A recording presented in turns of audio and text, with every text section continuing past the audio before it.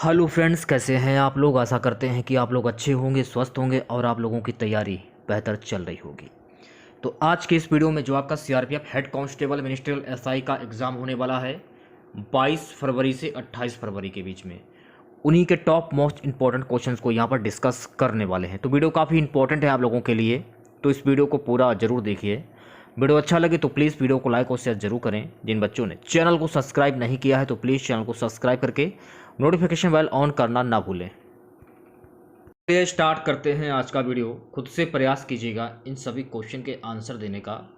2 से 3 सेकंड के बाद मैं आंसर क्लियर कर दूंगा। तो आज के सेशन में पहला क्वेश्चन, यम का पर्यायवाची शब्द क्या होगा। ऑप्शन है आपके सूर्यपुत्र, धर्मराज, कीनाश, ये सभी।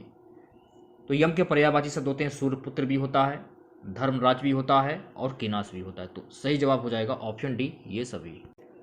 यम के पर्यायवाची शब्द होते हैं यमराज, शनि, यमज, कौवा, संयम, विष्णु, जनांत, सौर, सोलर, ओढ़ना, चादर, कृतांत, मृत्यु, धर्मराज, प्रारंभ, पाशी, बहेलिया, शनि, भानुज, कर्ण, शनि, भानुसूत, मनु।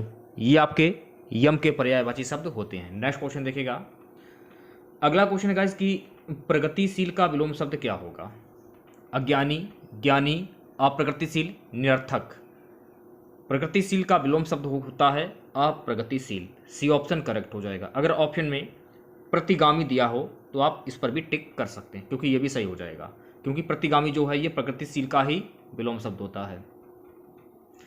फिर अगला क्वेश्चन देखिएगा कि परस का तत्सम शब्द क्या होगा। सरस, छूना, स्पर्श, संपर्क। परस का तत्सम शब्द होता है ऑप्शन सी, यानी कि स्पर्श।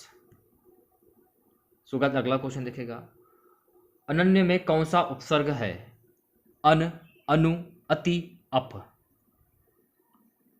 ये ऑप्शन करेक्ट हो जाएगा। अनन्य में हो जाएगा अन उपसर्ग।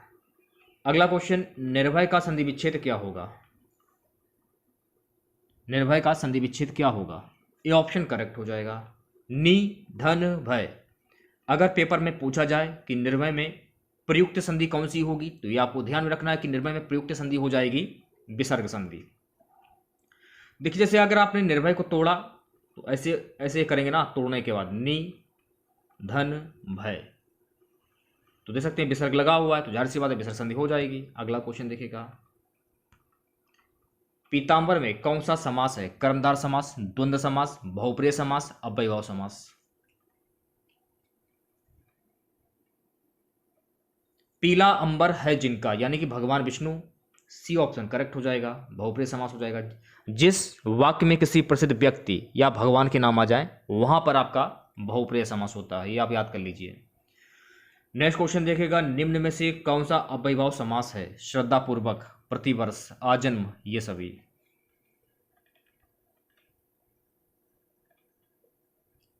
तो सही जवाब हो जाएगा ये सभी। जहां पर यथा, अनु, प्रति, आ, भर, उदहर। मैं लिख देता हूं, एक बार देख लीजिए आप लोग एक बार ढंग से। जहां पर यथा आ जाए, अनु आ जाए, मान लीजिए प्रति आ जाए, बड़ा आ जाए, भर आ जाए, उद आ जाए, हर आ जाए, जहां पर ये वाक्य आ जाए तो वहां पर आपका अव्ययभाव समास हो जाएगा। अब देख सकते हैं प्रति वर्ष। अब देखिए प्रति इसमें आ रहा है प्रति। आजन्म, आजन्म में भी आ रहा है। श्रद्धा पूर्वक, श्रद्धा से पूर्वक, तो श्रद्धा पूर्वक हो जाएगा श्रद्धा के अनुसार। तो ऑप्शन डी करेक्ट हो जाएगा ये सभी। अगला क्वेश्चन देखेगा 58। वीडियो को लाइक कर दीजिए आप लोग, क्योंकि आप लोग वीडियो को लाइक नहीं करते हो यार। काफ़ी मेहनत करता हूँ आप लोगों के लिए। किसी काम में पूर्ण मन लगाने का क्या अर्थ होता है। ददचित, ददचिता, ध्यानमग्न, एकनिष्ठ। किसी काम में पूर्ण मन लगाने का क्या अर्थ होता है। ये ऑप्शन करेक्ट हो जाएगा। जब आप किसी काम में पूर्ण मन लगाते हैं तो उसको हम बोलते हैं दत्तचित्त। अगला क्वेश्चन देखेगा। राग दरबारी उपन्यास के लेखक कौन है। शिव प्रसाद सिंह, यशपाल, अज्ञेय, श्रीलाल शुक्ल। राग दरबारी उपन्यास के लेखक कौन हैं। सही जवाब हो जाएगा ऑप्शन डी, श्रीलाल शुक्ल। ये आपको ध्यान रखना है। अगला क्वेश्चन देखिएगा। 99 के फेर में पड़ना का क्या अर्थ होगा? बहुत परिश्रम करना, धन संग्रह की चिंता में पड़ना, 99 रन बनाना, इनमें से कोई नहीं। बी ऑप्शन करेक्ट हो जाएगा, धन संग्रह की चिंता में पड़ना। अगर मान लीजिए अगर ऑप्शन में ये दिया हो धन कमाने में लगे रहना, इस पर भी आप टिक कर सकते हैं, या फिर धन कमाना या कमाने में व्यस्त रहना, ये ऑप्शन में हो तो इस पर भी आप टिक कर सकते हैं, क्योंकि धन कमाने में लगे रहना यानी कि 99 के फेर में पड़ना, इसका मुहावरा होता है धन कमाना या कमाने में व्यस्त रहना, इसका भी मुहावरा 99 के फेर में पड़ना, इसका भी मुहावरा यही होता है। ठीक है, चलिए बढ़ते हैं अगले क्वेश्चन की ओर।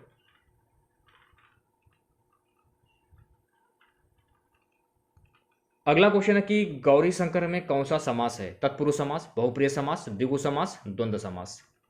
गौरी शंकर,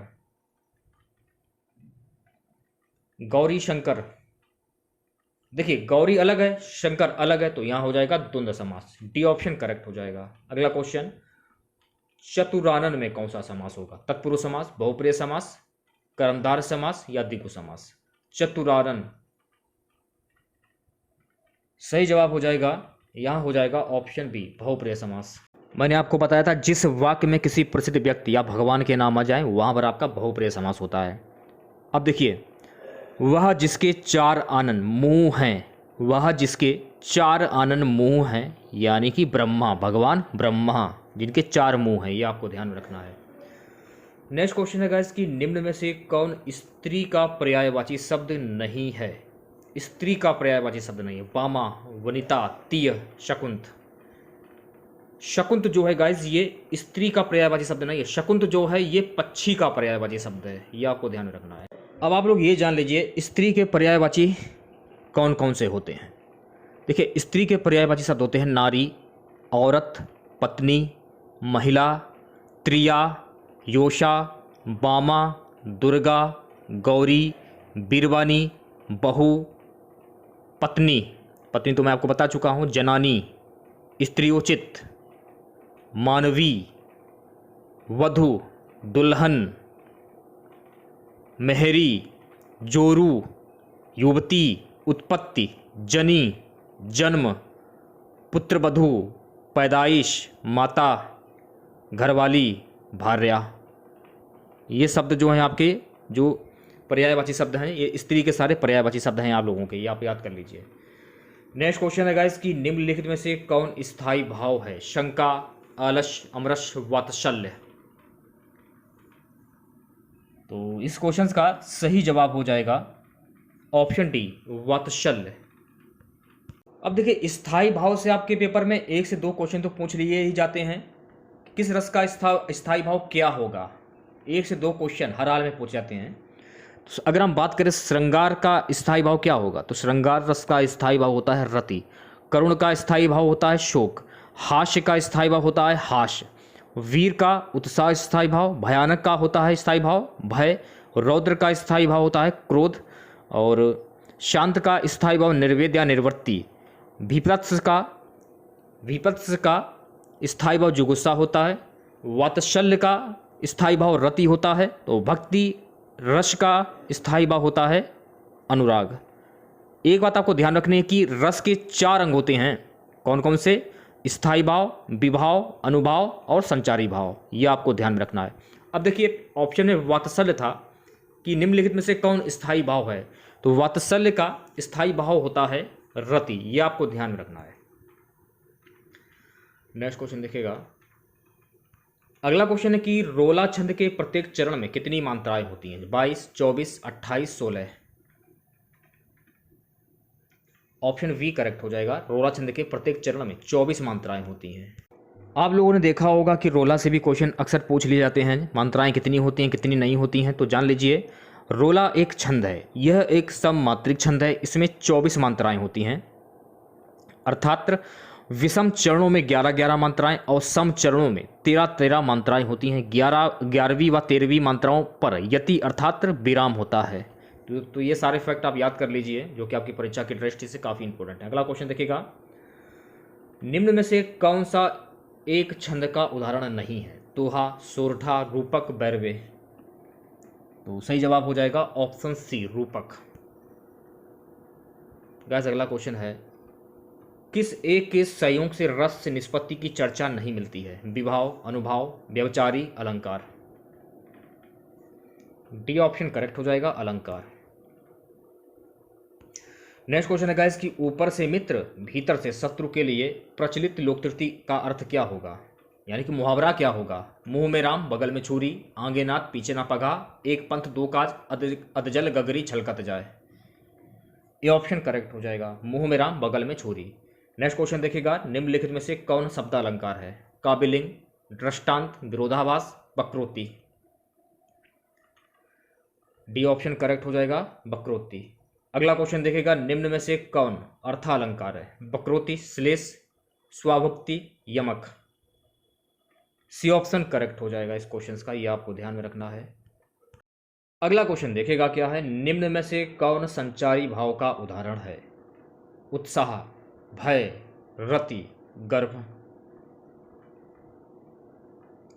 तो सही जवाब हो जाएगा इस क्वेश्चन का ऑप्शन डी, गर्भ। अब देखिए ये वाला क्वेश्चन मैंने अभी जस्ट थोड़ी ही देर पहले मैंने आपको बताया कि विपत्त रस का स्थायी भाव क्या होगा। बताइए, ईमानदारी के साथ बताइएगा कमेंट बॉक्स में। तो विपत्त रस का स्थायी भाव क्या होता है? विस्मय, क्रोध, जुगुस्सा या फिर शोक। अगर आपने मेरी बातें ध्यानपूर्वक अगर सुनी होगी तो आपको याद होगा। तो विपत्त रस का स्थायी भाव क्या होता है? जुगुस्सा होता है। तो सी ऑप्शन करेक्ट हो जाएगा। ठीक है, नेक्स्ट क्वेश्चन देखेगा, तुलसीदास की रचना नहीं है? रामचरितमानस, कवितावली, विनय पत्रिका, साहित्य लहरी। तुलसीदास की रचना नहीं है, तो तुलसीदास की जो रचना है वो नहीं है, साहित्य लहरी। तो डी ऑप्शन करेक्ट हो जाएगा। साहित्य लहरी जो रचना है ये सूरदास की रचना है, ये भी आपको ध्यान में रखना है। अगला क्वेश्चन देखेगा, निम्न में से कौन सा शब्द शुद्ध है? बताइएगा, निम्न में से कौन सा शब्द शुद्ध होगा? सी ऑप्शन करेक्ट हो जाएगा, विभीषिका। विभीषिका जो है ये शब्द शुद्ध हो जाएगा। अगला क्वेश्चन, यदि वर्षा ना होती तो नदियां सूख जाती, किस प्रकार का वाक्य है? संदेहवाचक, संकेतवाचक, विस्मयबोधक, विधिवाचक। ये हो जाएगा संकेतवाचक। बी ऑप्शन करेक्ट हो जाएगा। अगला क्वेश्चन देखेगा, घनिष्ठ मित्रता किस मुहावरे का सही अर्थ है? घनिष्ठ मित्रता, आस्तीन का सांप, गांठ का पूरा, दांत काटी रोटी, आंखों का तारा। सी ऑप्शन करेक्ट हो जाएगा, दांत काटी रोटी। अगला क्वेश्चन की सपरिवार में किस उपसर्ग का प्रयोग हुआ है? मैंने आप लोगों को बताया था स्टार्टिंग का जो शब्द होगा वो आपका उपसर्ग हो जाएगा, लास्ट वाला जो शब्द हो जाएगा वो आपका प्रत्यय हो जाएगा। तो सपरिवार, ये ऑप्शन करेक्ट हो जाएगा। ये देखिए सा दिख रहा होगा, सा, तो सा अलग हो गया और परिवार अलग हो गया, दे सकते हैं आप लोग। तो सा हो जाएगा आपका उपसर्ग, ये आपको ध्यान रखना है। जिस पर विश्वास किया गया हो के लिए एक शब्द क्या होगा? विश्वास पात्र, विश्वत, विश्वासी, विश्वसनीय। तो बी ऑप्शन करेक्ट हो जाएगा, विश्वत। निम्नलिखित में से हर्ष का विलोम शब्द क्या होगा? विषाद, खेद, वेदना, दुख। हर्ष का विलोम शब्द क्या होगा?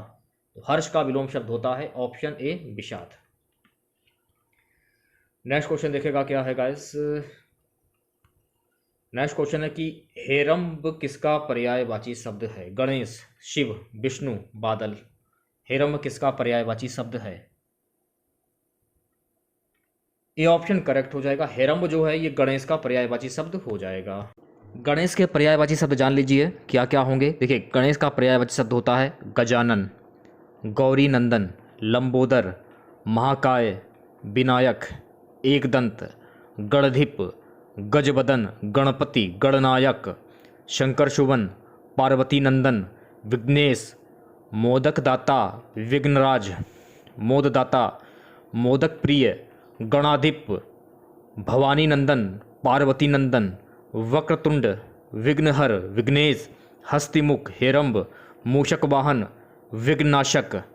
तो ये शब्द पर्यायवाची जो होते हैं आपके गणेश के पर्यायवाची शब्द होते हैं। अगला क्वेश्चन देखिएगा, 81वां क्वेश्चन है इसकी, जिस समास के पदों में विग्रह नहीं होता है वह है? अव्ययभाव, द्वंद्व, कर्मधार, तत्पुरुष। ये ऑप्शन करेक्ट हो जाएगा, अव्ययभाव समास। सूर्योदय किस संधि का उदाहरण है? दीर्घ स्वर, गुण स्वर, यण स्वर, वृद्धि स्वर। अब देखिए इसमें यह पूछा जा रहा है कि सूर्योदय, जब आप इसे तोड़ेंगे तो इसका संधि विच्छेद हो जाता है सूर्य धन उदय। तो ये आपको दिख रहा होगा ऐसा वाला, इसको मान लिया जाएगा छोटा आ, ठीक है। छोटा ऊ को मान लिया जाएगा छोटा ऊ, तो छोटा प्लस छोटा ऊ बराबर हो जाएगा ओ। तो नियम के अनुसार यहाँ हो जाएगा गुण संधि, तो बी ऑप्शन करेक्ट हो जाएगा, गुण स्वर। अगला क्वेश्चन देखेगा, निम्नलिखित में से कौन सा शब्द पुल्लिंग है? सड़क, किताब, नाक, दही। डी ऑप्शन करेक्ट हो जाएगा, दही शब्द जो है ये आपका पुल्लिंग शब्द हो जाएगा। अब आप लोग पुल्लिंग शब्द की परिभाषा जान लीजिए। जिन शब्दों से पुरुष जाति का बोध होता है उन्हें हम पुल्लिंग शब्द कहते हैं। जैसे कि मान लीजिए पिता, भाई, पेड़ और बैल, ठीक है। स्त्रीलिंग की अगर हम बात करें, देखिए पुल्लिंग होता है, स्त्रीलिंग होता है, तो स्त्रीलिंग के बारे में जान लीजिए। जिन शब्दों में स्त्री जाति का बोध होता है उन्हें हम स्त्रीलिंग शब्द कहते हैं। जैसे कि माता, बहन, यमुना, ये आपको ध्यान रखना है।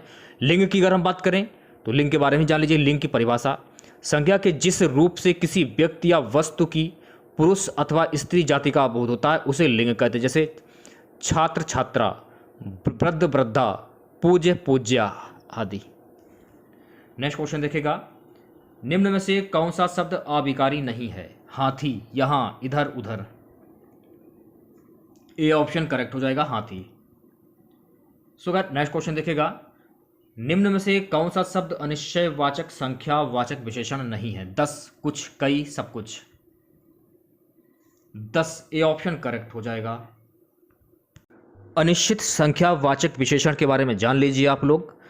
अनिश्चित संख्या का बोध जिन शब्दों के जरिए होता है उन शब्दों को अनिश्चित संख्यावाचक विशेषण की श्रेणी में रखा जाता है। जैसे कि कई, हजारों, अनेक, बहुत सारे, बहुत ज़्यादा, अनगिनत इत्यादि। ये आपको ध्यान रखना है। नेक्स्ट क्वेश्चन देखेगा, निम्न में से कौन जातिवाचक संज्ञा का उदाहरण नहीं है? आदमी, औरत, विद्यार्थी, भारत। डी ऑप्शन करेक्ट हो जाएगा, भारत जो है ये जातिवाचक संज्ञा का उदाहरण नहीं है। तो अब आप लोग जातिवाचक संज्ञा की परिभाषा जान लीजिए।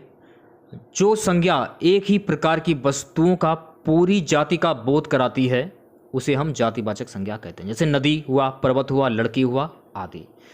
संज्ञा के अगर हम भेद की बात करें तो संज्ञा के कुल 3 भेद होते हैं, व्यक्तिवाचक, भाववाचक और समुदायवाचक। ये आपको ध्यान में रखना है, ठीक है।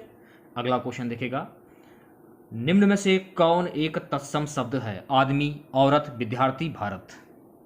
बी ऑप्शन करेक्ट हो जाएगा, औरत जो है आपका ये तत्सम शब्द हो जाएगा। अगला क्वेश्चन, किस स्वर का कोई मात्रा चिन्ह नहीं है? छोटा, बड़ा, ए से ऐनक, ओ से ओखली। छोटा जो आ है ये कोई मात्रा चिन्ह नहीं है। अगला क्वेश्चन देखेगा, बिहार की राजधानी पटना किस बिहारी बोली क्षेत्र में स्थित है? Maithili, Bhojpuri, Magahi, Angika. C option correct हो जाएगा, मगही। 4 दिन की चांदनी मुहावरे का सही अर्थ क्या होगा? खूब प्रकाशित होना, थोड़े दिन का सुख, खत्म होना, बेफिक्र रहना। 4 दिन की चांदनी, तो वी ऑप्शन करेक्ट हो जाएगा, थोड़े दिन का सुख। मान लीजिए अगर आपके ऑप्शन में कुछ समय का सुख हो ऑप्शन में तो आप इस पर भी टिक कर सकते हैं, क्योंकि कुछ समय का सुख जो है ये 4 दिन की चांदनी का मुहावरा होता है। या फिर कुछ समय का सुख और फिर दुख आना, ये ऑप्शन में हो, इस पर भी आप टिक कर सकते हैं, क्योंकि ये जो है आपका मुहावरा 4 दिन की चांदनी का मुहावरा होता है। ये भी आपको ध्यान में रखना है। क्वेश्चन देखेगा, यथार्थ किस समास का उदाहरण है? मैंने आपको बताया था, जहां पर यथा आ जाए, अनु आ जाए, प्रति आ जाए, बड़ा आ जाए, भर आ जाए, उद आ जाए या फिर हर आ जाए। ये आपके शब्द आ जाएं जहां पर, वहां पर आपका हो जाता है अव्ययभाव समास। अब देखिए इसमें क्या बोला जाता है कि बोला जा रहा है कि यथार्थ किस समास का उदाहरण है। तो दे सकते हैं यथा, तो यथा आ रहा है तो यह अव्ययभाव समास का उदाहरण हो जाएगा। मुंह तोड़ शब्द में कौन सा समास है भाई? तत्पुरुष समास, कर्मधार समास, अव्ययभाव समास, द्वंद्व समास। तो मुंह को तोड़, मुंह को तोड़, कर्ता ने कर्म को, नियम के अनुसार हो जाएगा तत्पुरुष समास। पाप पुण्य शब्द में कौन सा समास है?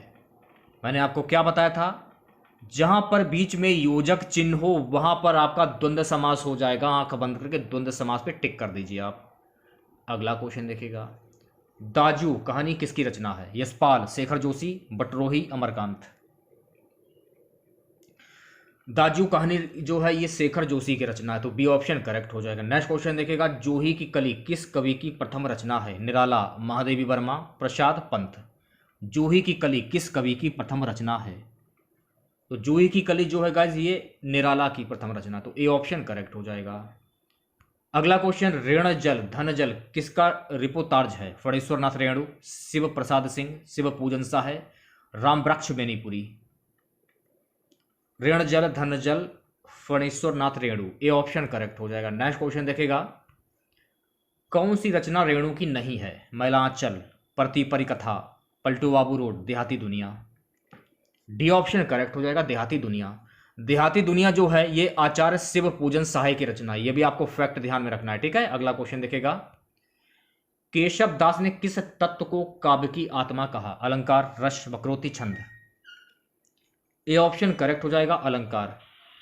नेक्स्ट क्वेश्चन देखेगा, निम्न में से कौन सा शब्द शुद्ध है? तो देखिए प्रवजिज्ञा, ए ऑप्शन करेक्ट हो जाएगा, ये शब्द शुद्ध हो जाएगा।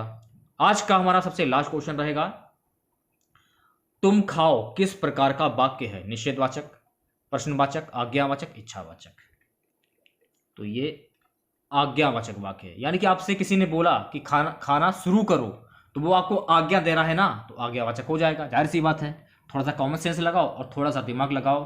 कुछ क्वेश्चन ऐसे होते हैं कि आपने थोड़ा सा दिमाग आप लगाओगे तो आंसर अपने आप ऑटोमेटिक आपके माइंड में आ जाएगा, यानी याद करने की रटने की कोई जरूरत नहीं, बस प्रैक्टिस करते रहिए, आपकी हिंदी की प्रैक्टिस हो जाएगी। तो छोटा सा वीडियो था आप लोगों के लिए। वीडियो अच्छा लगा हो तो प्लीज़ वीडियो को लाइक और शेयर जरूर करें, और जो भी नए बच्चे हैं, जिन बच्चों ने चैनल को सब्सक्राइब नहीं किया है, तो सभी बच्चों से अनुरोध है कि सभी बच्चे चैनल को सब्सक्राइब करके नोटिफिकेशन बेल ऑन करना ना भूलें। तो मिलते हैं नेक्स्ट वीडियो के साथ। जय हिंद, जय भारत।